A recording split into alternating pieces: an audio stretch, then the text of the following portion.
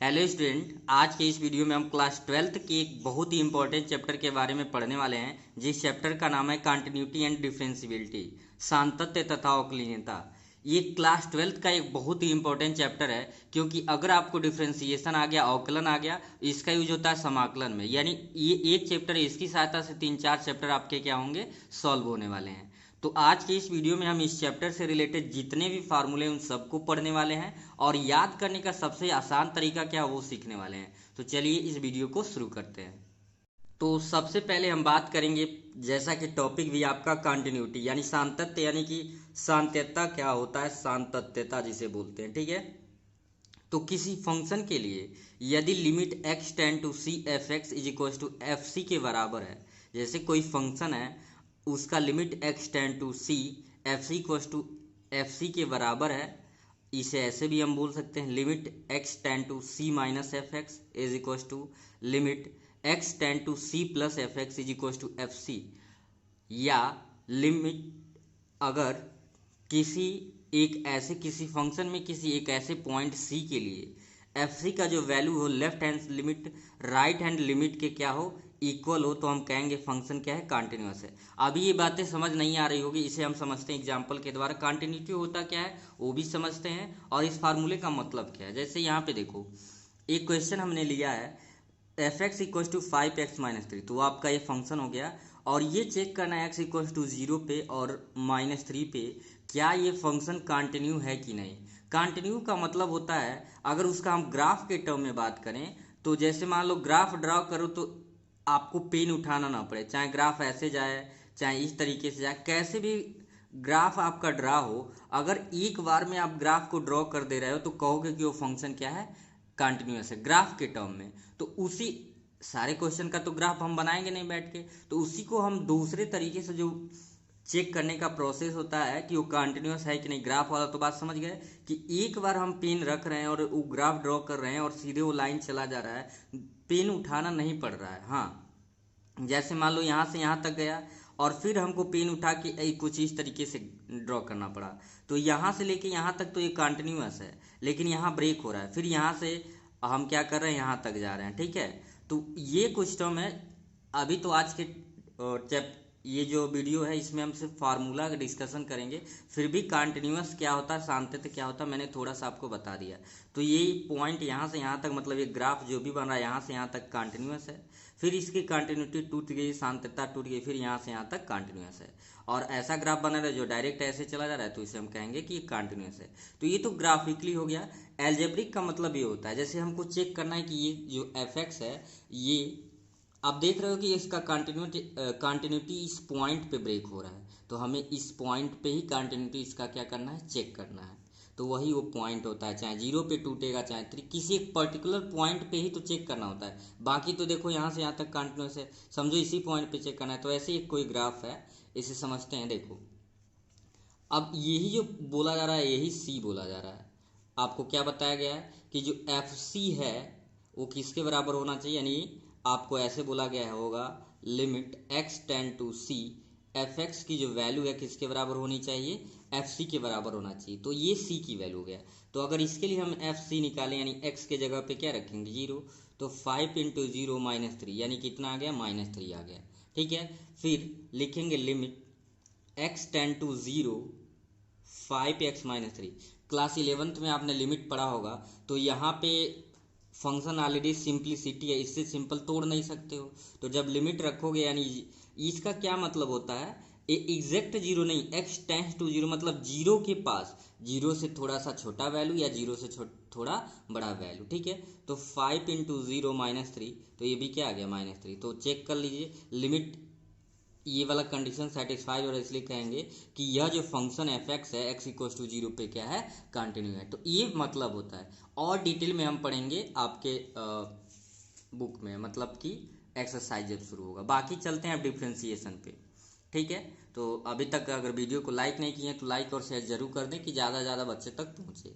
फिर हम बात करेंगे डिफ्रेंसिएशन, यानी अवकलन में जितने भी फार्मूले यूज होंगे उन सब का बात कर रहे हैं यहाँ पे। जैसे सबसे पहला फार्मूला है y is equal to x to the power 1, y is equal to x to the power n का डिफ्रेंसिएशन होता है dy ऑफ dx।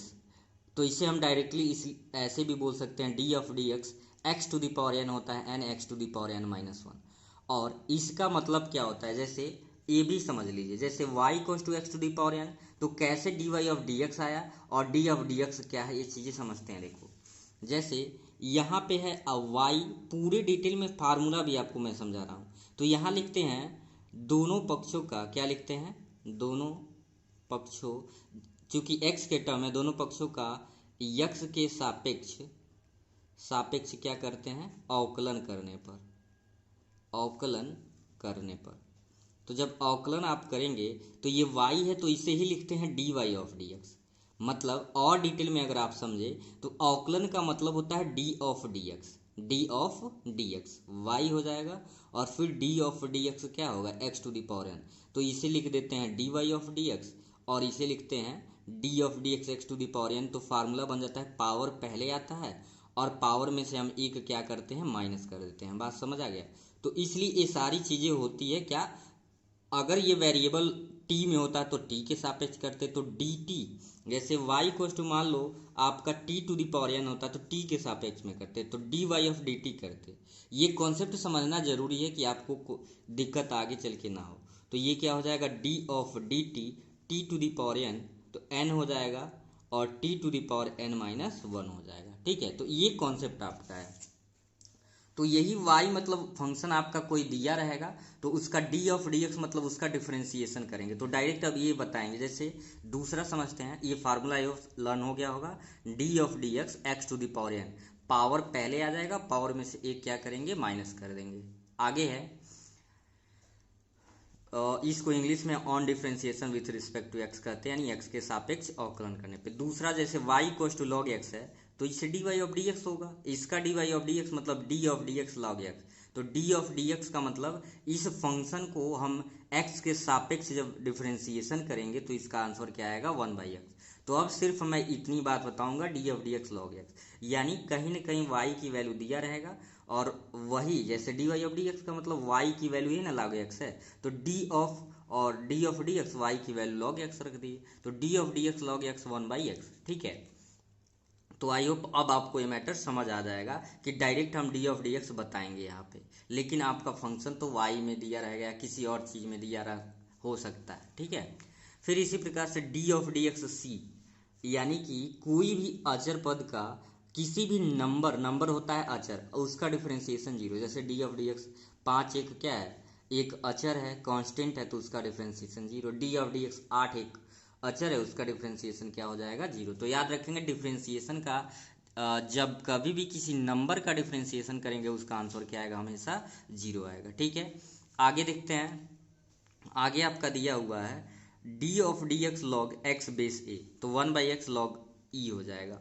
ठीक है, अगर बेस a दिया हो, जैसे यहाँ पे क्या था, कोई भी लॉग होता है, ऊपर आपने जो देखा है कोई भी लॉग होता है तो बेस e होता है, वो लिखने की जरूरत नहीं होती है। लेकिन अगर बेस दूसरा कुछ दे दे ई को छोड़ के, जैसे यहाँ पे ए दे दिया तो ए होगा d of d x log x base a 1/x log a base e. समझ आ गया। आगे अगर देखें d of d x a to the power x का जो डिफरेंशिएशन हो जाएगा, मतलब क्या, डी ऑफ डी एक्स का मतलब ए टू दी पावर एक्स का एक्स के रिस्पेक्ट में हम क्या कर रहे हैं, डिफरेंशिएशन। तो याद रखेंगे a to the power x का डिफरेंशिएशन होगा, समाकलन होगा। डिफरेंशिएशन मतलब समाकलन, a to the power x log a base E.